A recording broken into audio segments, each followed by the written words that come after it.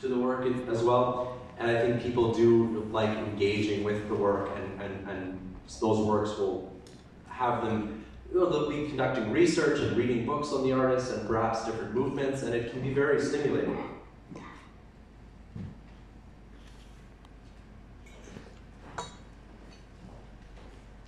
One of the questions we get asked most often is how we value a work of art. And these are the criteria that we use. And the first, of course, is whether or not a work is authentic. As you can imagine, that might play a role. As specialists, our gallery offers our own expertise in the work that we sell. There are certain circumstances where we might need to seek a third party who controls the authenticity process or the authentication process. But in the Canadian marketplace, there are very, very few. And again, that's one of the benefits. We stay generally within our lane. We know what we're dealing with and what we're looking at. So authenticity, definitely an important consideration when we're valuing the work. The restorative condition is critical. We know when we're looking at paintings, just looking at them, we can determine whether or not a work is in need of certain restoration, but the overall restorative condition can significantly impact the value, because a work that is in a poor restorative condition, it's very difficult to return it to its original state. In fact, it can be almost impossible, but they do inherently deteriorate. Provenance, I didn't add it to this list because it's often anecdotal, but I would be remiss if I did not at least add it, in that we do consider sometimes where the work comes from, but one has to be very cautious because it's not something that can often be proven. So sometimes the worst paintings come with the best stories, and we do caution people that those are to be taken often with a grain of salt, but can be considered. And then there's notions of quality, and quality can be a very difficult aspect to describe, but that's where there are inherent qualities to the visual aspect of the work. Do we like it? Do we love it? Is it beautiful? That can be highly subjective, but there are certain criteria of certain works that are unanimously considered more kind of popular, and that leads to kind of the rarity and popularity components. Rare can often be confused with unique, and unique isn't necessarily positive when it comes to the value of a work of art. Sometimes people want something that's that the artist is perhaps known for having painted, and if it doesn't perhaps resemble something that artist has painted, they may, it might be interesting or considered interesting, but not necessarily unanimously desirable. So there can be, sometimes rare can mean it's a good thing, but sometimes it isn't. And of course, popularity. Popularity, as I mentioned, popularity can just simply mean if a work contains an imagery. One example here in Canada is hockey. It can be considered something that is more universally appreciated and enjoyed.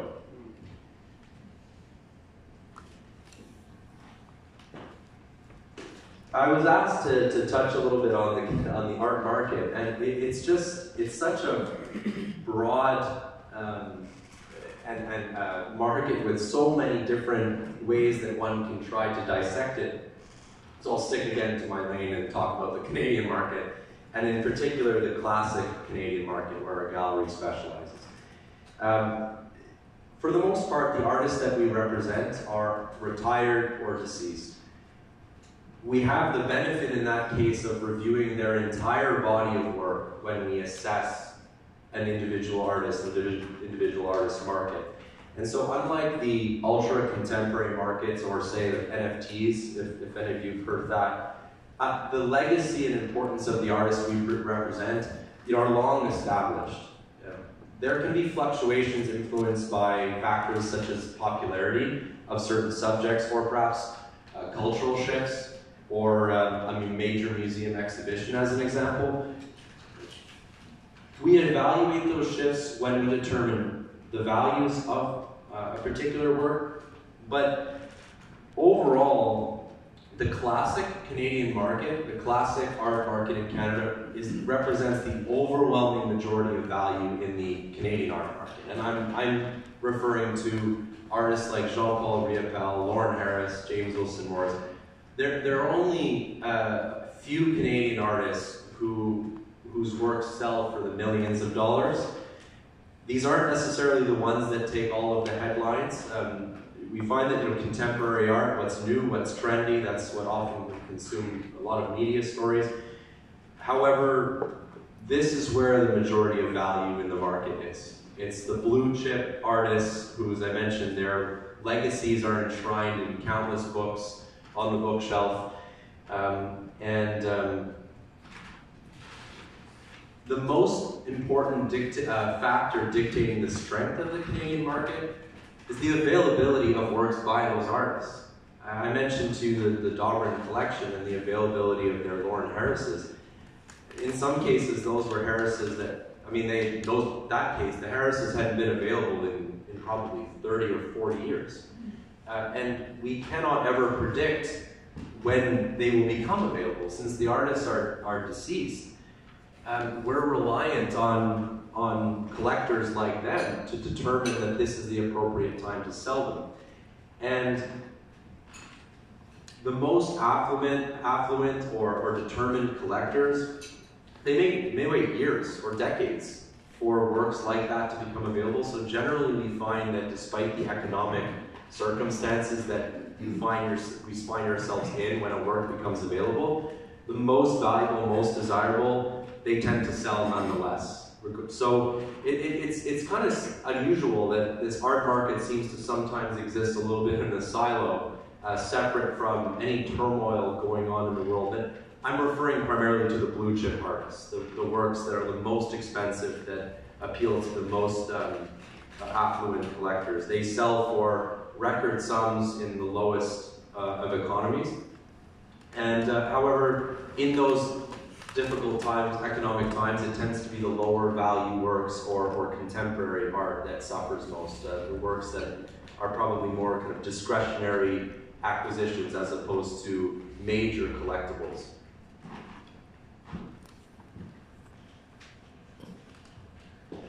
So that brings us now to how to collect art. How do I recommend that you go out and begin your fine art collection? And the obvious one is to go looking. We recommend you just go to as many galleries as you'd like, as many museums as you like, and just see how your tastes develop. Take your time, flip through some books, perhaps attend an art auction, and just enjoy the process. If it's a hobby that you want to develop, you might want to acquire an interest in works that are available near you. It can be challenging to collect Australian art, from Montreal. Of course, the development of the internet makes that a little easier, but you might still want to experience these works in person as much as possible. If you're going to buy in the collectible market, the historical or classic Canadian market, biased as it may seem, we strongly suggest you trust experts. I think that you should identify the experts within the respective field and seek their advice. It can be a very tricky market. We strongly suggest you avoid eBay or thrift stores. It may seem obvious, but every day my inbox is filled with people, discovering that they might have purchased something that they thought they were buying something perhaps cheaper than it should have been, but there are no deals per se. If you paid too little for something, then you probably got what you paid for at the end of the day. And then, of course, collect with your heart. You should only buy really what you like. That's for your wall.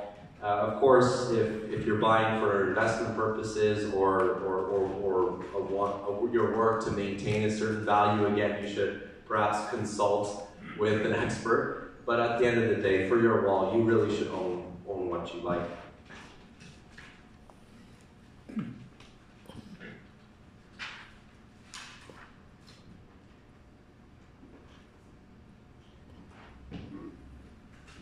When I first visited, during the pandemic, I guess it was, this explains why, well, it was also the summer, so there was nobody here, but it was a real treat to see some of the works in here, in the Royal Montreal Curling Club collection.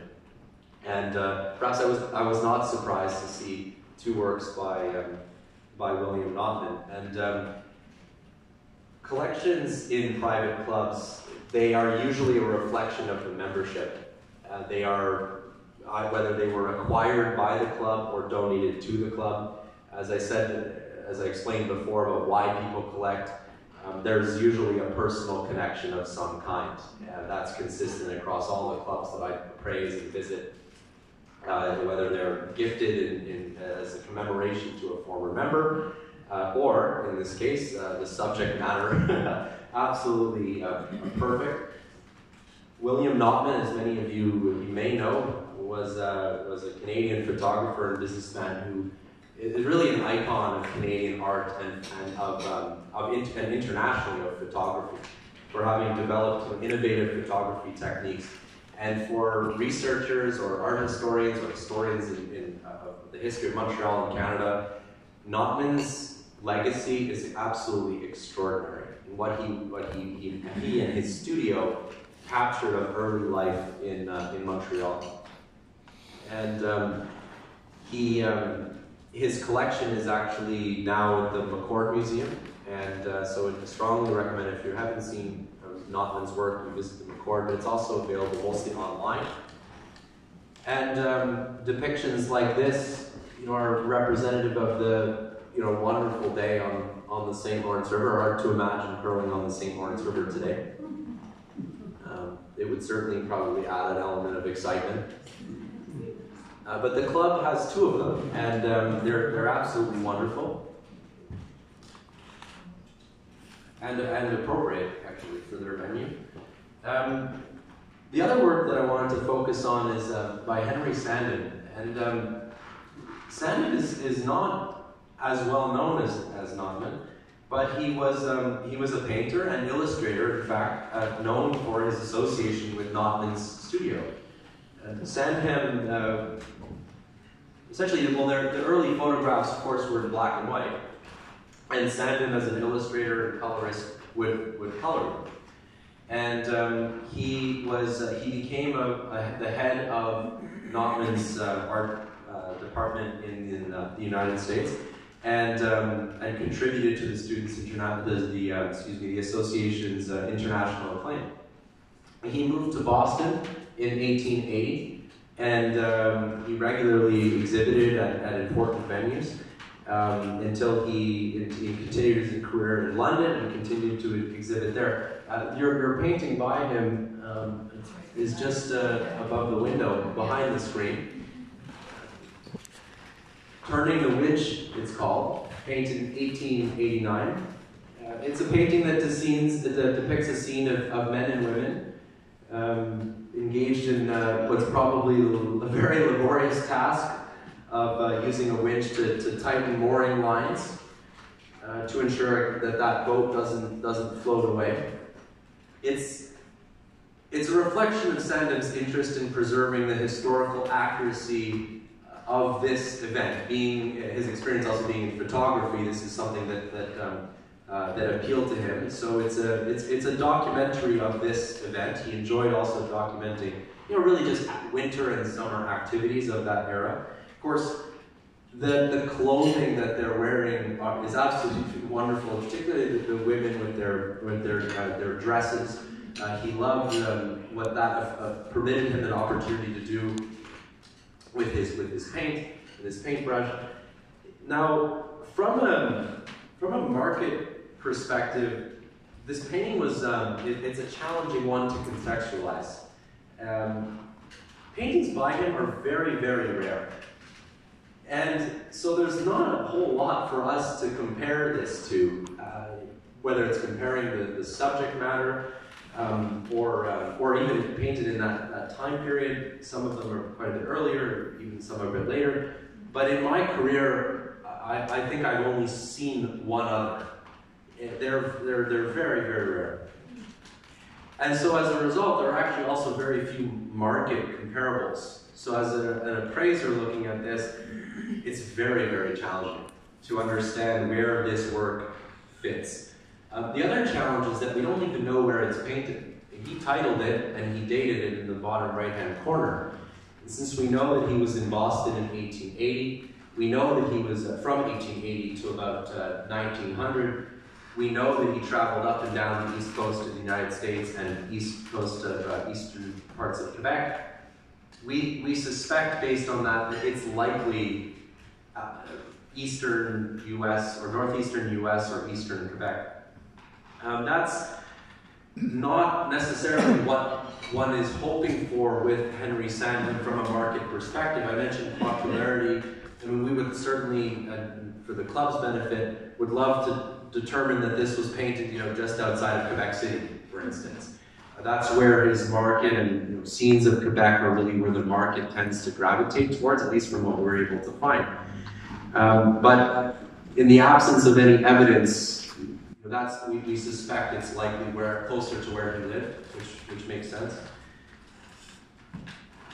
The other aspect that's intriguing with this work is how it ended up here. And of course we don't know that, I didn't ask, but it's interesting that a work painted by a Canadian, likely painted in the United States or when he's living in the United States, ends back up here in Montreal and then donated to the curling club. And I've known of this painting by its title for quite a while because we've appraised it, and my father appraised it, and our family's been appraising it. I'd actually never seen a photograph of it. So it was very surprising and absolutely exhilarating, to be honest with you, to see the painting here in the club. And with that, I thank you all for being here today and for having me present to you, and I'd be delighted to answer any questions that you may have about really anything I covered.